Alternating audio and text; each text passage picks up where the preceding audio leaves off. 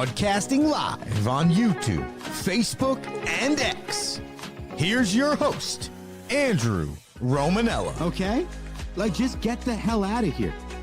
Nobody cares what you think if you're not a Mets fan.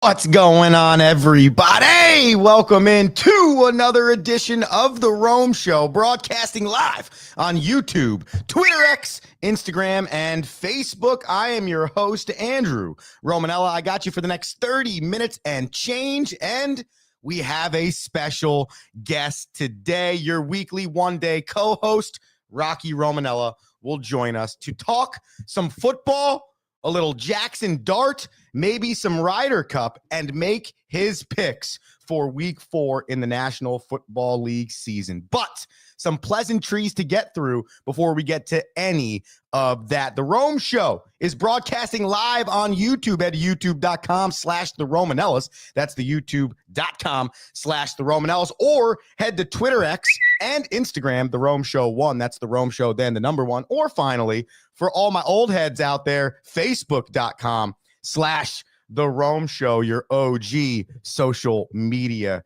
site. We got Ryder Cup teeing off right now. 2 minutes from this moment, the Ryder Cup will tee off at Bethpage Black in Long Island as the United States needs 14.5 points to regain the Ryder Cup trophy against the European team who defeated the Americans in Rome in 2023, thus only needing 14 points to win the Ryder Cup. We'll get to those pairings in a second. We'll bring you around Major League Baseball because there are 3 games left in the regular season, and there is a 3-headed race for the National League wild card. And right now, it feels like the Mets, the Reds, and the Diamondbacks are doing their best to give the wild card to somebody else. Oh, you'd like to win? Oh, you'd like to win? Oh, you'd like to win? Like that Spider-Man meme.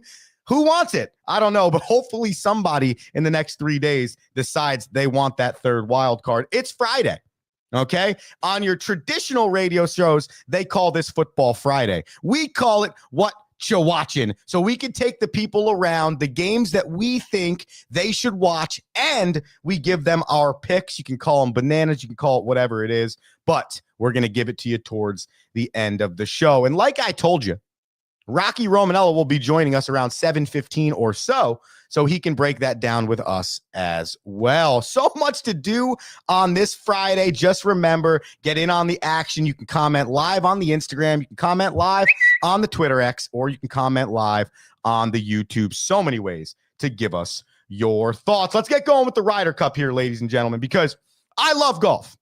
If you are an avid listener to the Rome Show, you know that golf is arguably my favorite sport. Definitely to play, maybe not so much as to watch. But when it comes to major tournaments, when it comes to the Ryder Cup, these are things that I want to be engaged on if I am a golf fan. And this year's Ryder Cup just has a lot going on with it, okay? First and foremost, you're in Long Island, okay? For those that have never been to Long Island, for those that have never been to New York, a 5-borough or Long Island, you may not fully understand how people operate and what the vibe is like. Okay, so my brother and I had the chance to go to Bethpage Black a bunch of years back, and we saw the U.S. Open there. Okay, I think we saw the second day of the U.S. Open, something along those lines. And first off, electric. It was electric. I mean, the environment was off the charts, okay? And I tell you all that to say this, all right? This European team is good. They can travel. I'll show you the lineups in a second. They have dudes that have won Ryder Cups, have been winning Masters, not just in their career, but this year, okay? They got a guy in John Rahm that's 4-0 all time in his foursome matches, which are generally front end, back end of this tournament and very important. You have a good European team coming to a place that is a very hostile environment. And I am curious to see what the fans bring for the Ryder Cup for the American team out there in Bethpage, Long Island, because it is a different world when you drive 2.5 hours out on the island in Long Island and you start to deal with some rowdy Americans that want to see their favorite team win. Just insert any crazy New York Yankee, New York Jet, New York Giant, New York Met, New York Ranger, New York Knick. Insert any of those nutty New York fans you've ever seen, but now put America on their chest. And the guy that's the Yankees fan, that's the Mets fan that usually hate each other, now they're on the same team, screaming at the other team that they don't like.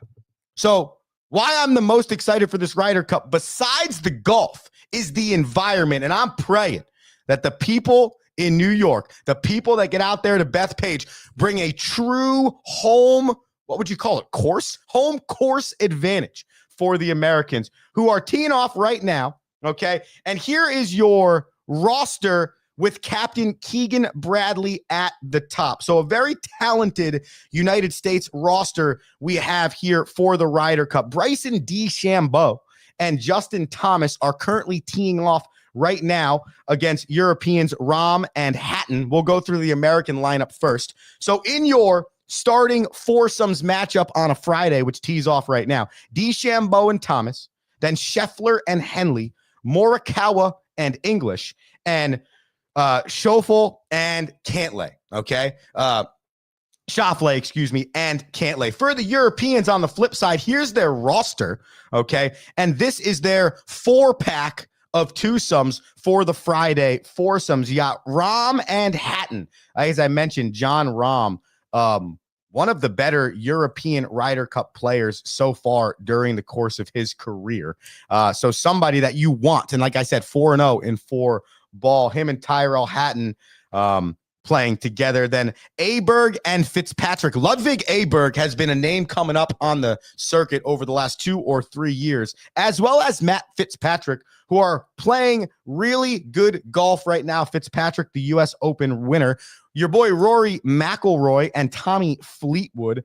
And then finally, McKinstry and Hovland on the back end for the Europeans. The schedule goes as such. You go 4 ball all day Friday, and then it's like a mixed bag foursome, I believe, or something along those lines, and then you finish with individuals. It's essentially all of the different ways you've imagined you could play a golf tournament, one-on-one, stroke play, best ball, et cetera, mixed up in a 3-day tournament. And on Friday and on Sunday, you split them. Like today, you have a certain set of 4 ball in the morning and a different version of 4 ball in the afternoon. It is fun. It is exciting. It's USA, it's Europe, it's every 2 years, and it's on right now. So we are hoping that the Americans can bring us back the Ryder Cup. Going to be difficult, though, because this arguably could be the best stretch of talent Europe has been putting together for the last 5 to 6 years, and they are going for their first back-to-back Ryder Cup victory since 2012, 2014. The Rome Show, broadcasting live on YouTube, Twitter, X, Instagram, and Facebook. Follow us on any of those sites. I just want to take you around Major League Baseball real quick before our commercial break, before we let Rocky in on the show, because I've been talking about this for a few weeks now. I would argue, and Rocky's my witness here, I would argue that I've been talking about the parity in Major League Baseball for the entirety of the season, okay? And we've talked about Major League Baseball being disappointing at the bottom half, the Colorado Rockies, the Chicago White Sox. It should never be that bad, okay? The Rockies have had 3 straight 100-loss seasons. That ain't cool. They've broken attendance records because away teams are showing up to their ballpark. That's not what you're looking for. But in the other end of the conversation, though there are some teams that really just can't figure it out at the bottom, and maybe that's a Major League Baseball team and not a that team thing, that's a whole nother conversation. At the top, it seems to be that parity has been created. Now, I do understand that the Dodgers, the Yankees, the New York Mets, the Boston Red Sox, probably the Philadelphia Phillies in some light, these teams can outspend other teams in Major League Baseball. So by definition of talent or roster or whatever, you look at the Dodgers and yeah, there probably isn't parity. They've won 12 of the last 13 National League West titles. That doesn't feel like parity, okay? But I'm not defining parity by the amount of money that you're spending on your roster. I'm defining parity by how possible is it for each team to win their division and then possibly compete for the World Series. Well, if I go down the gamut right now, the Blue Jays and the Yankees tied with the exact same record atop the AL East. The Cleveland Guardians and the Detroit Tigers tied with the exact same record atop the AL Central. The Seattle Mariners are only 5 games ahead of the Houston Astros to have won the AL West, meaning Houston, up until about 3 days ago, still could have won their division. The Texas Rangers were eliminated from the playoffs last night. The Marlins were eliminated from the playoffs last night. You look at the wild card race in the National League. As I mentioned in the open, there are 3 teams that are deciding that they don't even want the third wild card. Here, you have it. Here, you have it. Here, you have it. Oh, you feel like a 9-game losing streak? Fire. That's our 3rd one this year. Okay. You look at the league from top to bottom, even in the NL West. As I just stated, the Dodgers have won 12 of their last 13, yet the San Diego Padres sit at 87 and 72, just 3 games behind the Los Angeles Dodgers for the NL West. Now, the Dodgers have clinched the division because they have the tiebreaker over the San Diego Padres. But if the Padres win out and the Dodgers lose out, the only reason why the LA Dodgers won the division is the tiebreaker. They both have the same record. So my point is this. Major League Baseball, though there are other things they might be dealing with, length of season, viewership, right? The top to bottom difference where the bottom is so bad, it kind of makes it worse. They got the speed up thing going on. There's things that they've been changing over the last 5 or 6 years. And I'll be the first to admit, I've crushed them. I've crushed Major League Baseball. Well, this year, despite certain scenarios, because there's always outliers, this has been a great year. This has been a lot of fun. Take my Mets fanship out of it. Take the losing streaks for my team out of it. It has been enjoyable to watch baseball this year because it's parity driven. Because any team feels like they can win the title. I have more faith in the Yankees this year than I ever did while they were actually in the World Series last year. It's just the way the cookie crumbles. It's the way all the other teams look.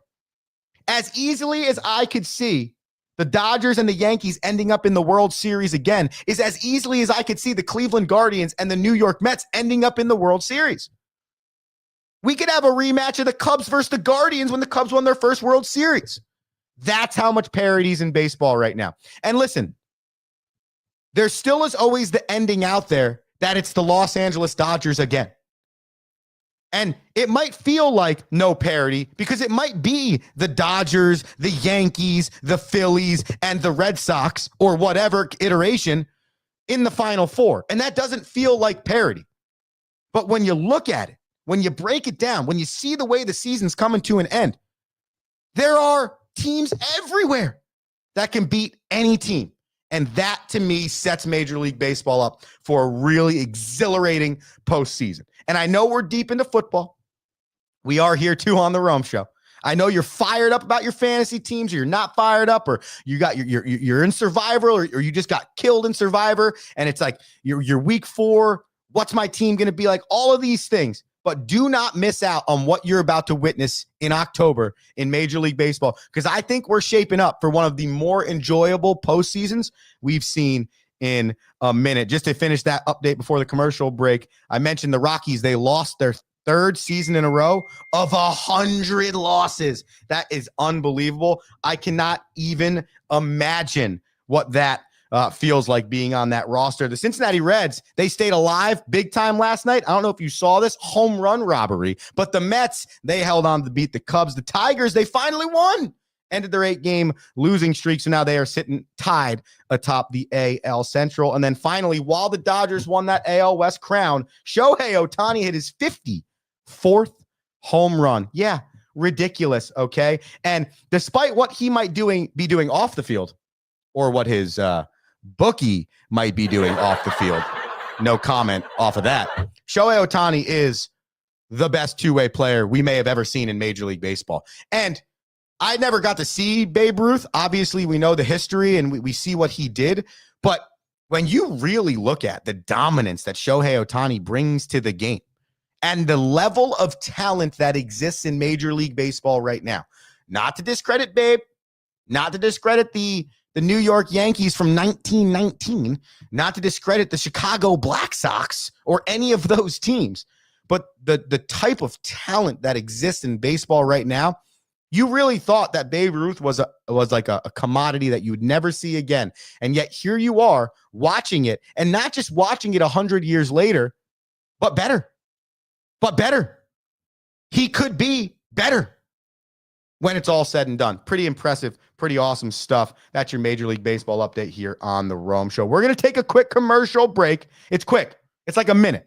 So you better not go anywhere. If you do go somewhere, just go heat up your coffee like I do. But then when you get back, we got Rocky Romanella on the airways, and we are talking football. And if he wants to get in on the Ryder Cup USA, I'd love to hear his thoughts. Andrew Romanella, The Rome Show, back after this.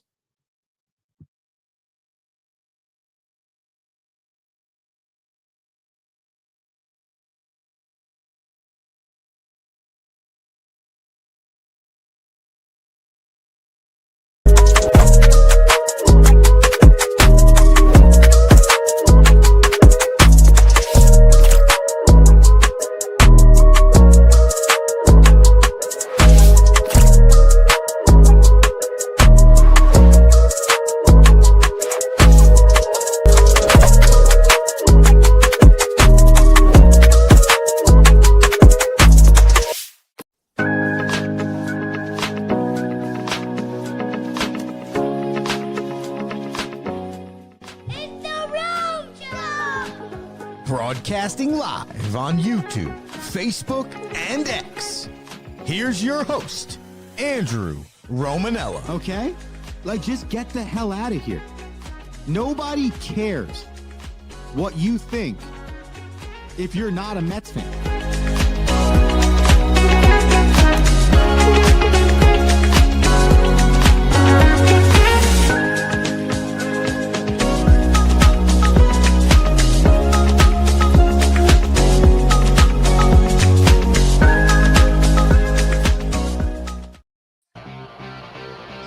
Now, inside the glass, hockey with Rocky. Yeehaw, we are in the preseason getting ready for our Hockey with Rocky segment. We're still in the roundup, though, because we're talking football today. So what's up? We are rounding it up today. How we doing on this Friday morning, knowing that Jackson Dart is starting for the New York Football Giants this weekend? Listen, we're thrilled that we're going to see Jackson Dart. And it's also sad that we're going to see Jackson Dart because I was here on this very show telling you that I would be okay if he didn't play this year as long as we were winning games. And we are not winning games, which is why he's here. So a little bit, so we're excited, but we're also disappointed.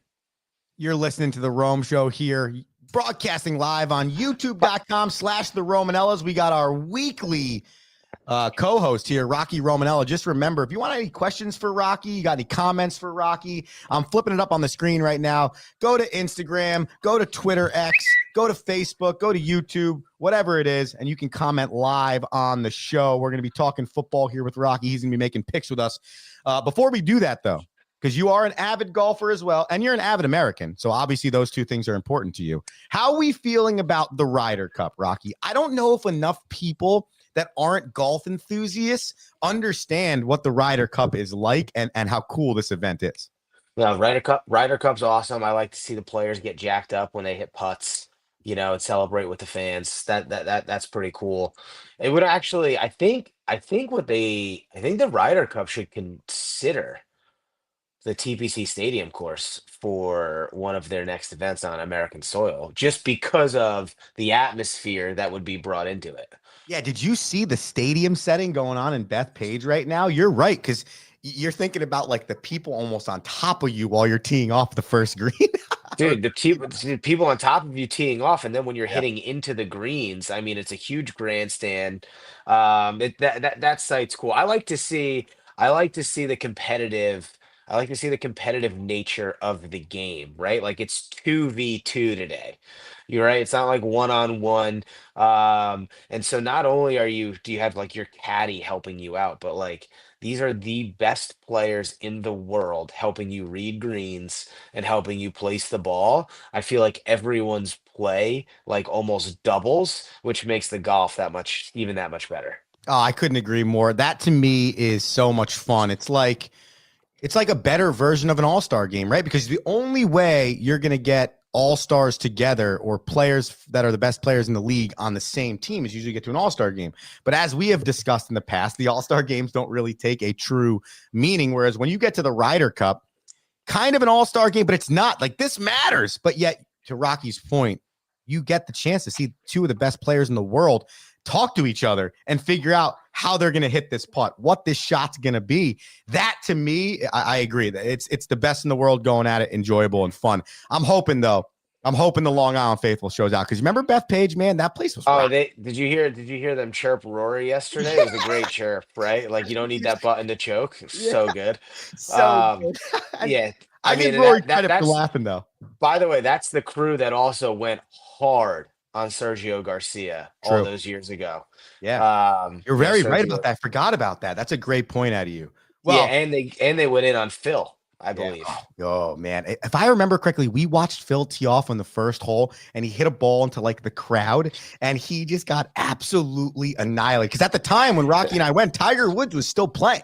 So like it was like the Tiger Phil thing. I think they actually did that weird thing where they like followed them and they played one-on-one against each other. That was like around the start of that.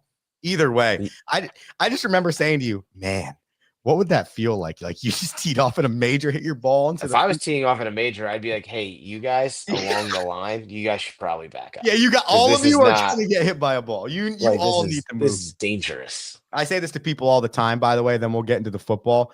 A lot of people say to me, "Oh, I'm not that good at golf." And I'm like, you would be surprised at how many people have a story or nine in golf where they hit a house, they hit a goose, they hit another cart, they No almost one killed is somebody. exempt. No one is exempt from the duff. No one Mhm. is exempt from the shank. Correct. Everyone does it. It's impossible to avoid. It's such a good point. All right, we got Rocky here. It's the roundup. We are in the hybrid version of Rocky segment per week. We are on the precipice of hockey season, and we are closing up shop on everything else. So we keep it the roundup, and we bring in some football for the people. So, Rocky, here's the deal. My plan here was this. We go through the NFL injury report. We kind of break down some of the new changes, much like Jackson Dart we discussed before. And then Like it. do every week, we get to a point where we will go through every game and I will give every person my feel on that game. If you'd like to join me, you're more than welcome to be involved. I'm ready to pick every game. Don't need any more than 5 seconds on each pick. I'm ready.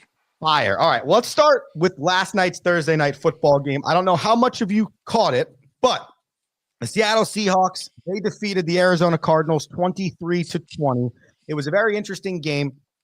14-3 at half. Seattle really controlled a lot of it. Arizona, Rocky, looked really bad. I had flashbacks to us being at Giant Stadium for the last 3 or 4 years with Daniel Jones. The amount that the fans were booing Kyler Murray in that offense. Something clicked. Him and Marvin Harrison Jr. finally completed a touchdown pass together. And then all of a sudden, before you know it was 2020.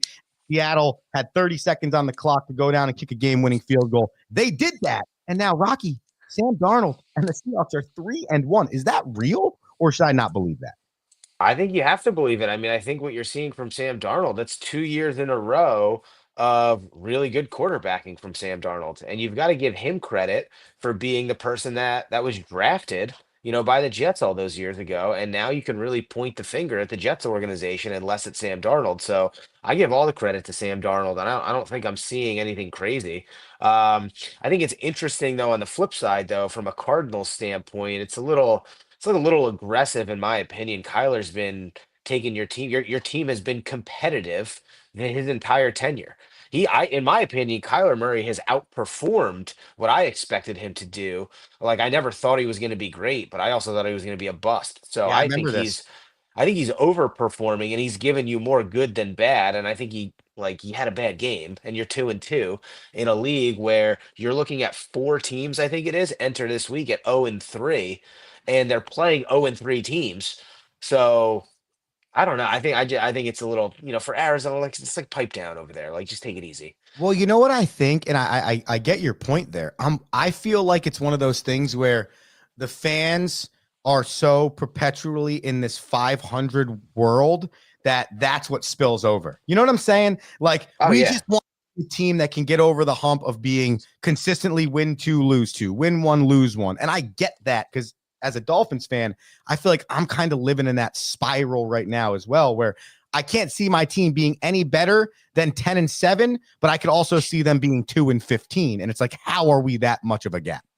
I mean, it's tough because it's a division game, and you both enter at 2-1, and you could be, but the 49ers are at 3-0. Like they're that's no guarantee they're there. You're 2-2, you're one. I mean, I guess you're booing because you're 0-2 in the division. I mean, I'd rather be 2-2 and 2-0 in the division, I guess. So, you know, but yeah, I mean, listen, the hard part is that like 9-7 or 9-8 gets you in the playoffs these days. Yeah. There's always a team at 9-8 that gets in, so let's not panic too early. Yeah, I agree. The Boo Birds are interesting to me, and not just the Cardinals last night. Any sport, I get it, right? And I love the adage, fans they paid, they have the right to say or do whatever they want. It just kind of blows my mind a little bit, though, especially in the game of football. Like in baseball, if you're down 11-1 every night and it's the seventh inning, I could see you wanting to boo. Like there's no end in sight. This game doesn't have a clock. I got to wait through the ninth to see this thing end. But in football, how many times have we watched a 17-point lead evaporate in 6 minutes? So, like, do I understand being at Giant Stadium and watching the fans and it being frustrating? Believe me, I get it from the Ja sitting in Ja the Ja seat standpoint. But Listen, you haven't been to the playoffs. You have lost. You're 3-25 in night games as a Giant fan. You haven't seen a quarterback actually play valuable football since Eli Manning, and you've watched the exact same team march onto the field with four different coaches. A little bit of a different story, right? You're in a Kyler Murray era in Arizona, where, like I've said, yeah, you're 500, but I mean, you don't have a bust at quarterback. You had a bust at head coach, true. right? Yeah, and Cliff Marvin Kingsbury. Harrison Yeah, Jr. Harrison Jr. is a stud. Kyler's a stud, right? Like you're not that bad. And by the way, it's not like you rolled over and gave up on the game. You true. scored 14 points in the fourth quarter and gave yourself a chance to win the ball game. Yeah, that's a great So point. are you that bad? If you were that bad, you would have not come back in the fourth, Yeah, no, you would have been the Browns versus the Ravens in week 2, 41-17. right? They would have 100%. pulled Kyler so he doesn't get hurt if they were that bad. Yeah, no, you're 100% right. We're talking to Rocky Romanella here. It's Rocky's Roundup, our weekly one-day co-host. We have a blast with him. Rock, we're going to run through the injury report really quickly, and I just want your thoughts on some of these. Do you think they affect their team? Do you think they don't? So let's start with the people that are out for the season, okay? We got Nick Bosa, the defensive Yes. end for the 49ers. I mean, have you seen Effect. it? Right. Have you seen an organization have worse injury history than the 49ers? They're in a tough spot, the Niners. It's like every year there's either a holdout or somebody that gets seriously injured. It's kind of crazy. I gotta find this so I was listening to your MLB at the beginning, and I was looking at the 11th ranked payroll in the Los Angeles Angels, and they have $88 million of injured players right now. $88 million. And That's like that's ridiculous. and that's your San Francisco 49ers right now. Your starting quarterback, your number one defensive player. Like you have your two most important guys on the bench. Yeah, you're gonna be affected. Najee Harris for the Los Angeles Chargers. New signing, but somebody that Jim Harbaugh was really excited about. It'll be interesting to see. I don't necessarily know if it's going to play that much of an impact. I think the Chargers are in that realm where they are experiencing the best Justin Herbert led offense, and Najee wasn't there the last couple of years, so it was You're right. really it was a toss up whether or not he was going to be an impact anyway. And they got the rookie Omari in Hampton. So he's somebody that, and I'm giving you this too for twofold. So you know what's going on. And you got your fantasy team ready. If any of these players happen to be on your fantasy team and you were hoping they were picking up big points for you. James Conner, obviously we learned this over the week. He didn't play last night for the Cardinals, but I think Rocky, the running back, James Conner, one as a running back and two as a leader for that Cardinals team, that could also be why they were a little off last night. That's an impact too because Kyler's such a threat with the RPO. So you need to have two solid running, right? Like your RPO doesn't work if only one of them is good at running. Great point out of So, you. and right, and again, veteran presence means he understands how to read the D just like Kyler reads it. So you become more of a threat. You know where to run. You know when you can expect the ball from Kyler based on the defense. So I think that wasn't that definitely impacted last night's game for sure. That's a great point. All right, let's go to the quarterback position. In your division, Jaden Daniels is questionable with that knee injury. They play the Falcons this weekend. I am somebody, Rock, that does not believe he should be playing in this game. They just got blanked last week by the Panthers. They should not need Jaden Daniels this weekend. No doubt. And you put up 44 with Mariota. So you might as well let him get healthy because you are a contender and you Yes. cannot jeopardize the back third of the season. And you're playing one of the worst teams in the league. You have to play Mariota. Such a good point out of you. All right, we got a few more for the people. Justin Fields, questionable, coming back from a concussion. I think if you're a Jets team that can get Justin Fields back in there, the offense is significantly better than with Tyrod Taylor. Tyrod Taylor is an anomaly to me. The man has been paid as a backup year over year over year. And every time he comes in, for as much good as he brings to the team, for as much good and potential that he never maximizes it when he's in the actual game. He either underperforms or he gets hurt halfway through his campaign. Great point. It's incredible to me that he continues to get paid $9 to $15 million a year. Yeah, it's a really good point of view. Arguably one of the best jobs in the world, being a backup quarterback. Two more for you here. I'll give you three at the same time, okay? Mike Evans, hammy, week to week. Terry McLaurin seeking another option on his quad, questionable this weekend. And CD Lamb for the Dallas Cowboys, 2 to 4 weeks, high ankle. All three, the number one wide receivers for their team. Those are significant.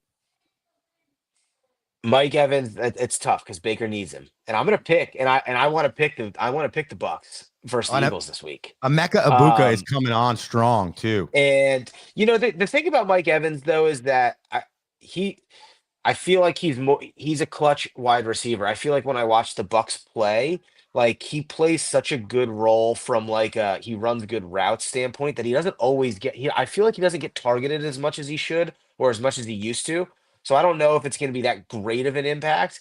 And Baker wins games where he's terrible throwing the ball. So that it's just a different style of offense, I think. Terry McLaurin, I think, is a big. I mean, he's just been in the news the whole time that they've had to prepare without him anyway.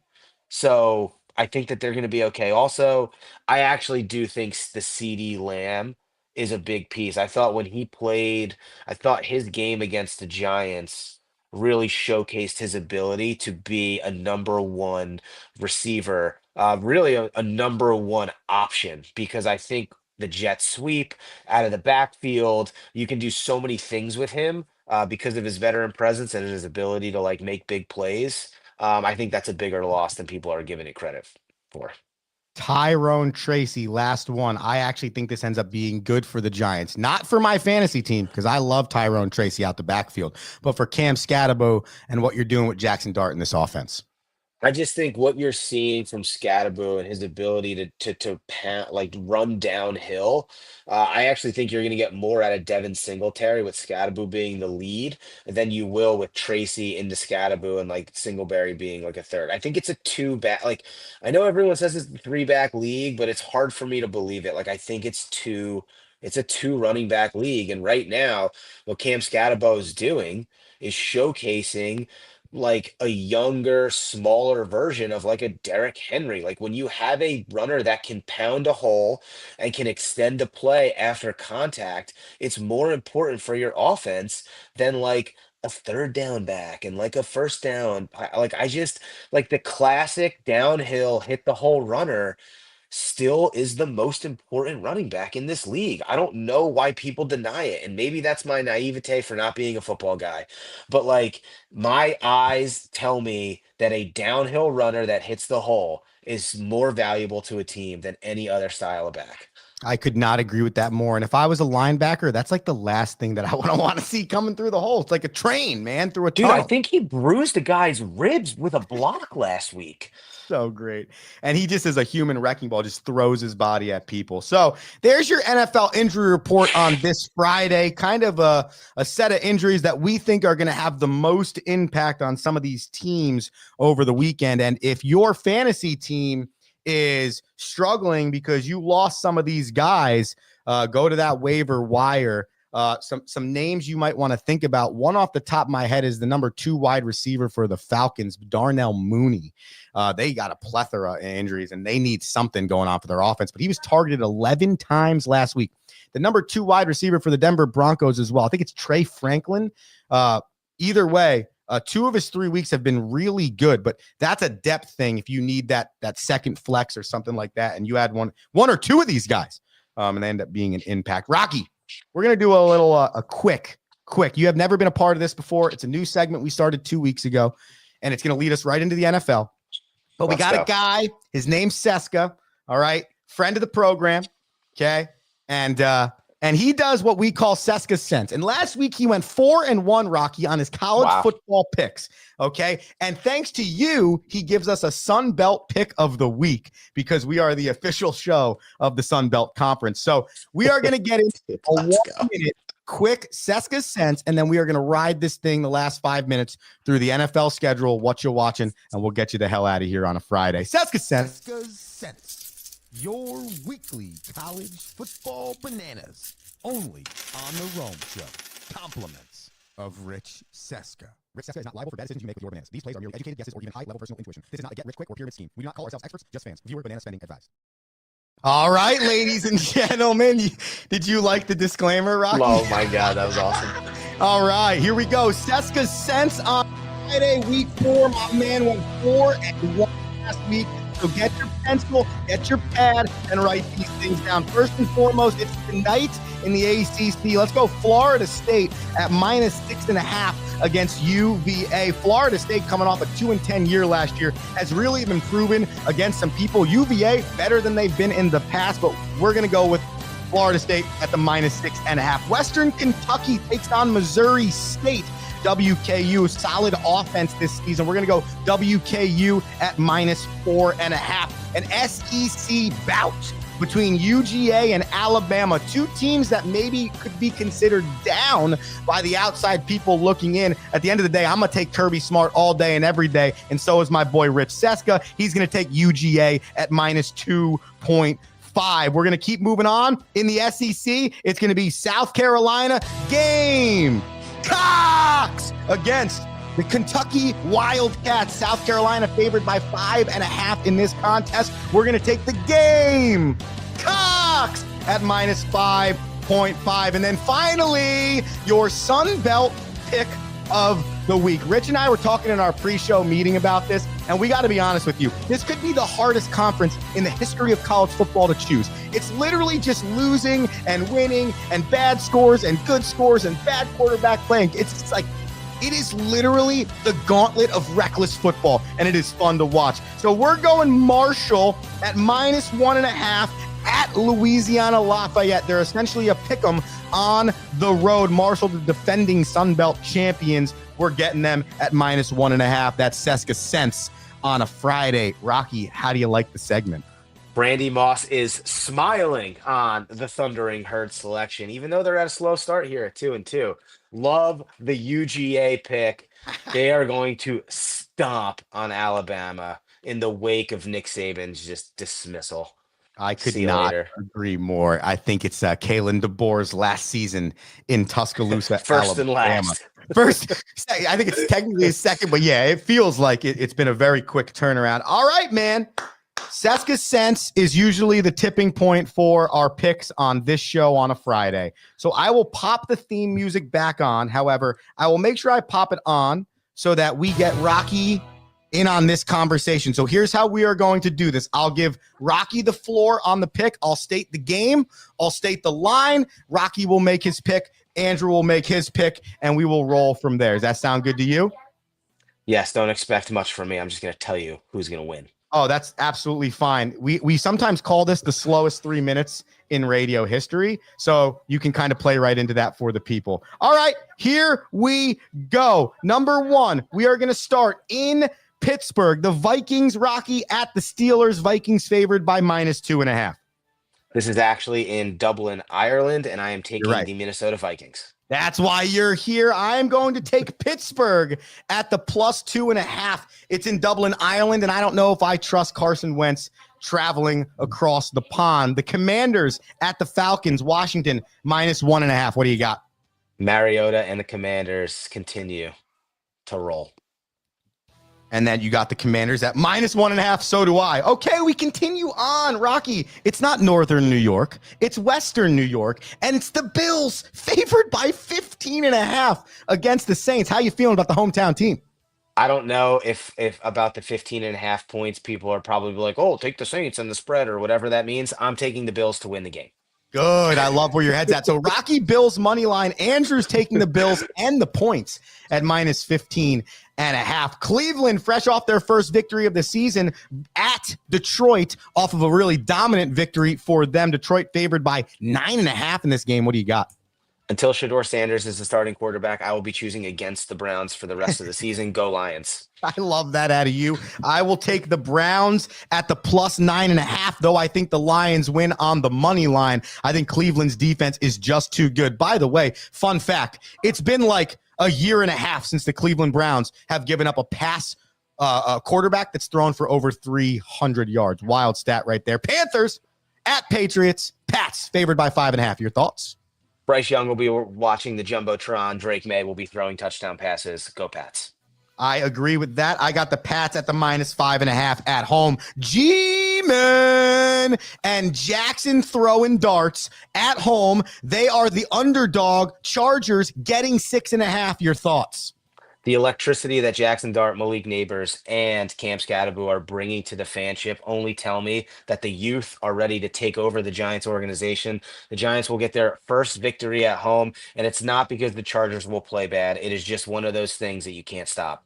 It's like Tommy DeVito, but the better version that you could see I like lasting the long Chargers term. too, by the way. I like Herbert. I like what they're doing. I'm all in on it, but if they were playing any other team, it's going to be the Giants W. My Giants contingency might be mad at me, but I'm going to take the Chargers at the -6.5. Not because I don't think they could win or that I don't think it could be a close game. I just think this Chargers team is too good right now. Rock, you said you'd like the Bucks maybe over the Eagles. Are you still taking that? Philly favored by 3.5. I think it's going to be an extremely tight game. This is the type of game that the Eagles keep close. You have no idea if they're going to win or lose. I'm going to take the Bucks, which means the Eagles will win on a field goal at the end of the game. That's the greatest assessment. That is you.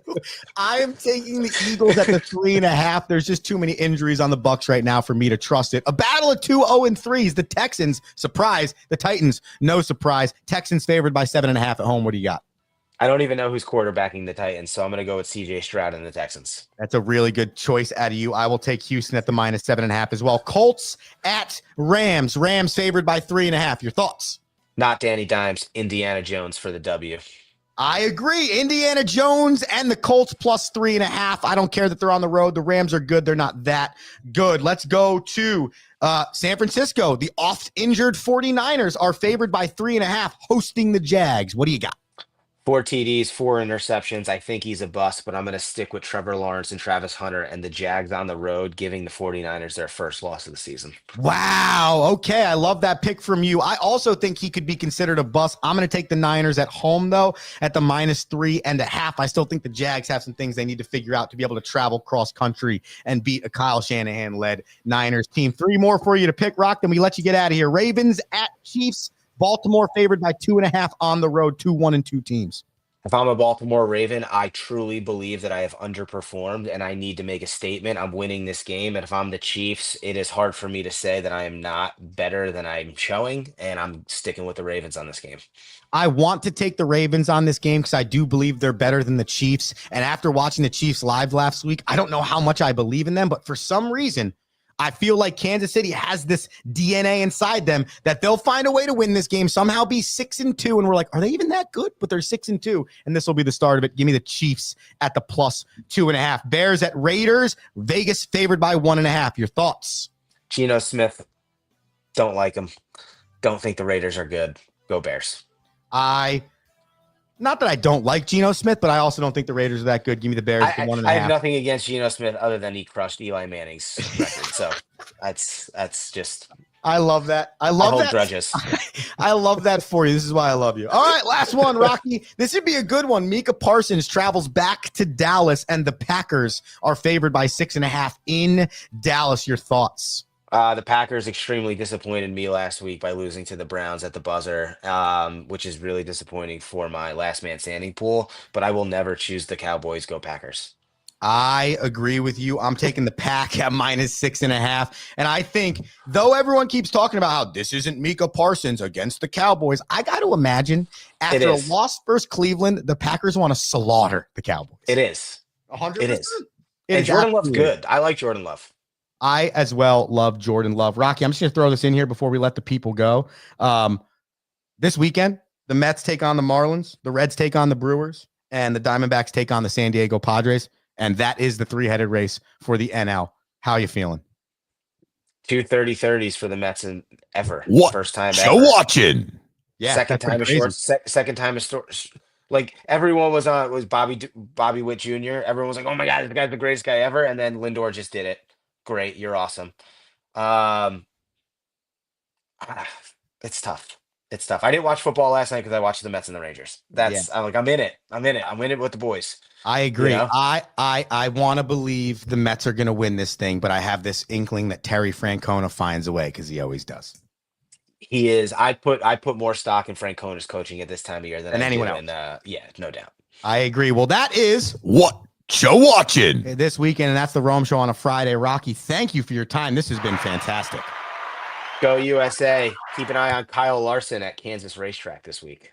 The NASCAR update. Thank you, Rocky. Have a fantastic Friday and a fantastic weekend. We'll see you next week. That's Rocky Romanella, everyone. And that is the Rome Show, ladies and gentlemen, here on a Friday.